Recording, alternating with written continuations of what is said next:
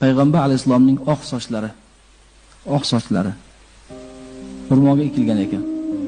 Qora fonni ustiga qo'yib, eshiklarni yopib, derazani yopib, og'zimizni yopib, havo kirmasin deb hamma ehtiyotni qilib, mo'y muborakni qo'yib salovat aytsam, mo'y qimirlayapti. Hech bunaqasini oldin ko'rmadik. Mo'y muborak salovat aytganda borib kelyapti. Ziyorat qildik, alhamdulillah. Keyin uni olib ketganlar menga bir narsani ko'rsatishdi. O'sha muborak sochni kompyuterga solib, necha ming marotaba kattalashtirib ko'rganlarida sochni mo'yning ichida La ilaha illalloh Muhammad Rasululloh yozilib turibdi. Sochda, bitta sochda kattalashtirib ko'rilgan